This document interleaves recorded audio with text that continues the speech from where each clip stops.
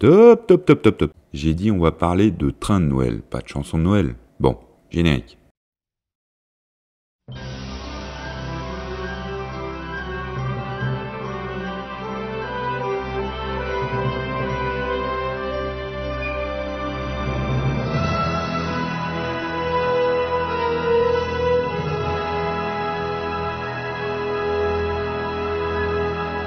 Salut les chouchous. Vous le savez si vous connaissez la chaîne, j'aime bien vous expliquer le pourquoi du comment dans le domaine ferroviaire. Et ainsi vous montrer qu'on n'est pas si nul que certains aiment à le penser. Bon et bien là, je vais faire très exactement l'inverse avec cette vidéo. S'il ne se passe rien, nous trouverons quand même quelque chose à dire puisque parler à la télé est notre métier, n'est-ce pas Pénélope? Tu l'as dit, Bouffi.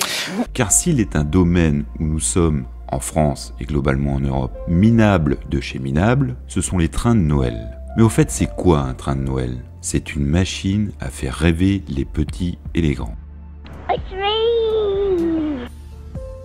Alors si on clapote sur Google en France, on va tomber sur ce genre de truc.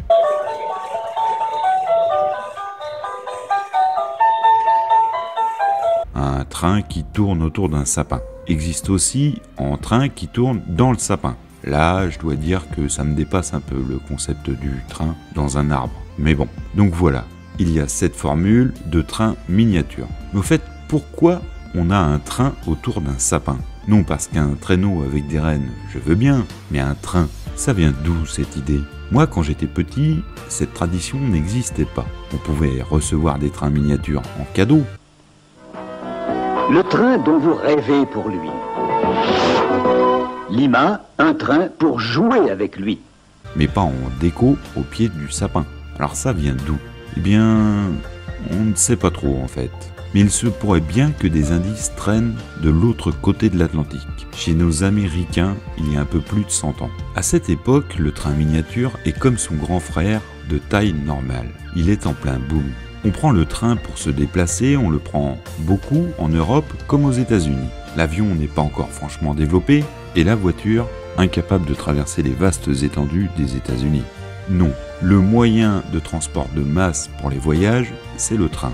De fait, les enfants rêvent de ce qu'ils voient, mais à leur taille, des trains en petit. Donc plein de grands trains partout et des trains miniatures qui deviennent une grande mode pour les cadeaux. Le matin du 25 décembre, quand le gentil monsieur rouge et blanc est passé, on ouvre les cadeaux et on déballe ça là où ils sont, trop pressés de découvrir ce qu'ils renferment. Et ils sont où les cadeaux? Au pied du sapin. Aussi le train miniature est monté là, au pied du sapin, pour faire ses premiers tours de roue et enchanter les enfants, et secrètement les grands. Alors les enfants se mettent à jouer au train au pied du sapin, et les parents regardent ça avec tendresse. Mais au fond de leur cœur, il y a autre chose que la tendresse. Il y a quelque chose qui gratouille, qui fait tout à la fois du bien, en étant malgré tout un peu triste. Un genre de spleen, comme le définissait si bien Baudelaire. Notez que citer du Baudelaire sur une chaîne ferroviaire, vous ne l'aviez pas vu venir. Ah, c'est lui! D'accord, oui, très bien, je vois très bien, absolument, oui. Cette douce mélancolie trouve sa source dans l'histoire même des gens et du train. Aux États-Unis, comme un peu partout, pour Noël, on va voir ses proches, parfois loin, donc on voyage. Et début 1900, ça se faisait en train. Aussi pour ces parents qui regardent leurs enfants et leurs trains miniatures, ce jouet prend la forme d'un doux rêve qui les ramène à leur enfance à eux, où Noël rimait avec joie, harmonie, famille et voyage en train. Quand on met le sapin et les décos, on est soudainement empli d'un petit peu de cette atmosphère si particulière où on se revoit, enfant, avec nos parents, à faire la même chose, où on regoute du bout des lèvres à notre enfance passée, sa naïveté et ses rêves. Et ce petit train est ainsi devenu, petit à petit, un vecteur de souvenirs de cette douce sensation pour les parents américains, si bien que de jouet, il est devenu décoration. Aussi le train trouvait-il de plus en plus sa place autour du sapin, lui qui savait si bien tourner sur un circuit circulaire. C'est devenu une tradition, comme les boules ou les guirlandes. Là-bas, point de sapin sans son train. Bon, mais comment tout ça a traversé l'Atlantique? Là, c'est moins romantique, car plus mercantile. Les modes et ce mouvement qui fait qu'irrémédiablement, tout ce qui se passe là-bas finit par arriver chez nous 10 ou 20 ans après. Alors là, ça a mis beaucoup plus de temps, mais ça a été bien aidé par le cinéma. Début 2000, on voit consécutivement la série des Harry Potter et son fameux train, et surtout le Pôle Express, qui vient implanter dans les esprits la combinaison magie égale train. Voici le Pôle Express!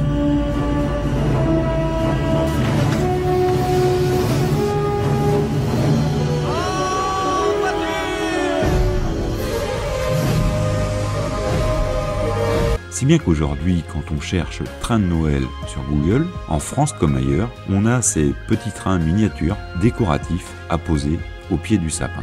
Bon, c'est mignon tout ça, mais ce n'est pas de ça dont je voulais parler, moi. C'était vraiment très intéressant. Non, je veux parler des vrais trains, les vrais trains de Noël, les grands.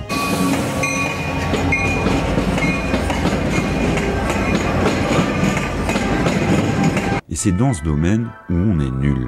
Alors vite, sortons les boucliers pour parer les attaques, car déjà certains bouillonnent. Il y a tout plein d'associations de préservation des matériels ferroviaires en France qui font des trains de Noël. Eh bien je veux dire bravo à eux. Mais en fait, Noël est plus un prétexte pour faire rouler la vapeur du coin que le thème central de la circulation. On met quelques décos dedans, un Père Noël, et hop, on a un train de Noël. Je ne vais pas les en blâmer, car c'est toujours top de faire rouler des vieux matériels. Et ils font ça avec leurs moyens, c'est-à-dire très peu d'argent.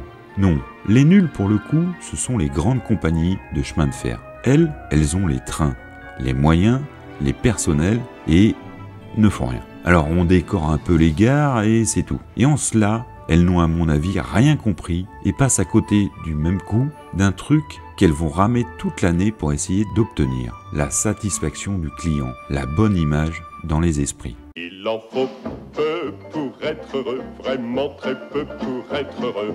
Et en quoi c'est si important l'image? Eh bien notre cerveau est comme nous, il est globalement feignant. Sous des airs de « on veut révolutionner le monde », bien souvent notre cerveau va agir en mode automatique pour gagner en rapidité et économiser de l'énergie. Vous n'avez pas besoin de penser à quel pied doit avancer pour marcher, c'est automatique. Et c'est l'entraînement et la répétition d'un geste qui fait que vous allez fabriquer physiquement des connexions afin de pouvoir effectuer ces gestes répétés sans y penser. Parce que répéter ces gestes sans y penser, ça veut dire que votre cerveau a besoin de moins d'énergie pour les effectuer. C'est pour ça qu'il crée des connexions physiques, afin que ce soit immédiat. La consommation de biens, c'est pareil. Vous allez réfléchir avant d'acheter, mais en sous-couche, votre cerveau va vouloir que cette réflexion se termine vite, par souci d'économie d'énergie. Et si au fond de votre esprit, il y a un sentiment satisfaisant à la vue de telle ou telle marque, hop, vous glissez déjà vers elle, sans même vous en rendre compte. Et si je vous montre ça? Évidemment, ça vous fait penser aux jeux vidéo, mais ça va au-delà de ça. Toute l'expérience, les souvenirs, la technologie, c'est ça la magie du branding. C'est la puissance de l'émotion qu'une marque peut vous transmettre, peut partager avec vous, juste par voir le logo, voir la marque, quelquefois juste entendre un son. Et nos sociétés de chemin de fer, elles passent à côté de ça en loupant les trains de Noël. Après, elles vont enchaîner les séminaires, groupes de travail et autres réunionites pour cogiter sur le « mais comment être aimé ?» De même, on va lutter toute l'année pour pondre plan d'action après plan d'action sur le thème « Comment donner l'idée aux jeunes de postuler chez nous ?» Les jeunes, vous savez ceux qu'on aurait pu faire rêver quelques années avant avec un train de Noël. Dans un contexte d'ouverture à la concurrence du ferroviaire, donnez une bonne image, pensez à donner envie, même inconsciemment, qu'on choisisse sa marque plutôt qu'une autre. C'est peut-être pas une si mauvaise idée. Il y a bien eu un train de Noël en France il y a une dizaine d'années. Mais c'était un train qui était plus un train Coca-Cola de Noël qu'un train de Noël. Et de toute façon, depuis, plus rien. Alors il était beau à l'intérieur, mais à l'extérieur, c'était une pancarte de pub. Dans la patrie du marketing, les USA, eux, ils ont compris. Et même très bien compris. Au Canada aussi. Et ça donne quoi? Bah ça donne ça.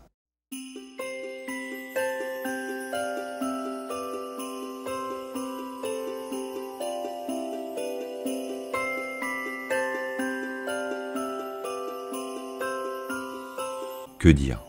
Ça claque. Alors de la déco, oui, mais du genre à faire rêver les enfants. De base, un train, ça impressionne. Car c'est gros et ça fait parfois beaucoup de bruit. Mais avec des illuminations, ça devient un genre de traîneau du Père Noël sur rail. Alors niveau rêve dans les yeux des mômes, c'est bingo. Et forcément, vu que je fais cette vidéo, vous aurez compris qu'il n'y a pas que les enfants que ça touche. Alors pourquoi ne le fait-on pas en France? Différentes causes possibles en fait. Chez nous, on fait hyper attention à tout ce qui est sur un train et tout ce qui pourrait en dépasser. Tout est normé et les autorisations de circulation ne sont valables que pour le train tel qu'il est normé, pas pour un train avec guirlande autour, puisque quand il a été présenté pour sa certification, le matériel n'avait pas de guirlande. Une certification de train, c'est des mois de travail à toute une équipe et des dossiers de milliers de pages.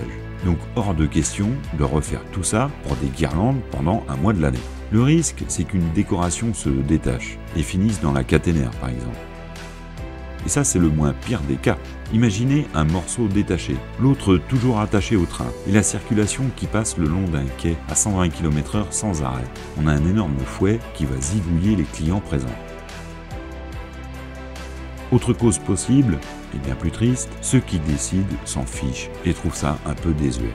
On aime SpaceX, le TGVM, les concepts porteurs en termes d'images novatrices, beaucoup moins une vapeur louée à une association et parée de déco de Noël. Car la vapeur, c'est la vieille SNCF, avec des trains pas terribles niveau confort, des grèves d'1 mois chaque année, des cheminots orientés techniques et pas du tout clients, donc bof en termes d'images modernes. L'un dans l'autre, et sans dire qui est prédominant dans le choix, on ne le fait pas. Et c'est triste, bien triste, car c'est oublier qu'une trajectoire c'est 2 points et non un seul. Ça, c'est les bases de géométrie en fait. Pour voir son avenir et tracer son chemin, une entreprise doit connaître son passé et en être fière quand il y a lieu de l'être. Alors, je parle de la France, mais qu'est-ce qui se passe en Europe? Globalement, très peu de choses. Ah si, j'oubliais. Les Anglais le font, eux.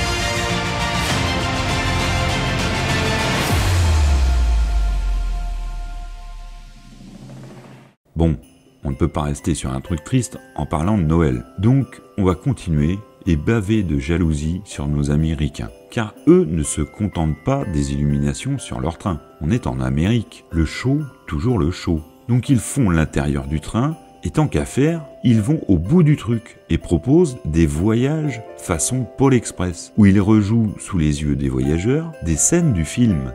Pour ceux qui ont rêvé devant le film, c'est le nirvana sous leurs yeux. Bon, forcément, ce n'est pas donné, car il faut payer le train et les comédiens. Un petit 40 à 100 € suivant la prestation, pour environ 45 minutes. Le prix du rêve, sans doute.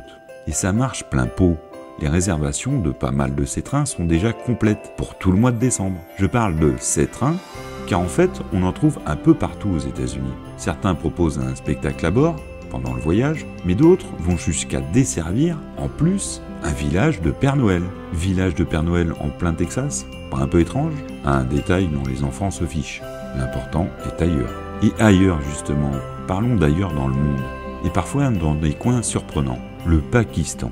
Oui, le Pakistan est une terre islamique, mais qui a vu sillonner un train de Noël, porteur d'un message visant à prôner la paix et la tolérance. Un message très chrétien. Ce train était soutenu par l'État, alors qu'y voir? Une propagande ou une réelle volonté d'apaiser les esprits? Toujours est-il que ce train était vachement chouette. Changeons de format avec les métros et tramways. Que ce soit à Chicago, Budapest ou Vienne, on a compris que le ferroviaire est un vecteur de rêve à travers la ville et que l'image renvoyée, et donc les gains dans l'opinion, dépassent largement l'investissement pour transformer ces matériels en machines à scintiller. Et enfin, retour au train avec les champions toutes catégories pour ce qui est du train de Noël, le train des fêtes ou Holiday Train.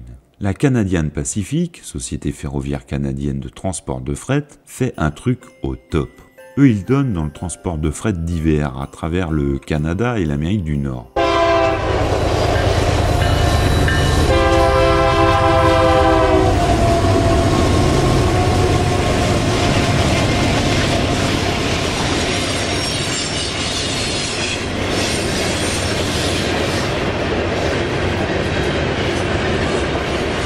et ils ont eu l'idée de transformer des wagons en box de concert. Le train parcourt plein de villes au Canada et dans le nord des États-Unis. Et à chaque étape, on ouvre un wagon et on donne un concert. Et il en fait un paquet d'étapes, 170 villes par an, et tout ça sur plus d'11 000 km. Et ce n'est pas tout. Dans chaque ville, une collecte est organisée pour les associations humanitaires. Et le train ramasse tout ça. Niveau esprit de Noël, je pense qu'on peut dire que ça le fait super bien. Alors si en France on pleure de n'avoir de belles décorations sur et dans nos trains, on se consolera en se disant que Noël est avant tout un état d'esprit et que sa magie ne réside pas dans les ampoules qui clignotent, mais dans les cœurs qui s'unissent. Sur les vacances de fin d'année, la SNCF devrait permettre à 8 à 9 millions de personnes de voyager et ainsi retrouver leurs proches. Sans illumination ni grelots, mais en toute sécurité et bas carbone. Bon, je dis ça, mais c'est pour le côté poétique, car vous l'aurez compris, je veux des trains de Noël dignes de ce nom en France. Pas content! Pas content! Allez, à bientôt, en traîneau ou en tchou-tchou de Noël. Ho ho ho!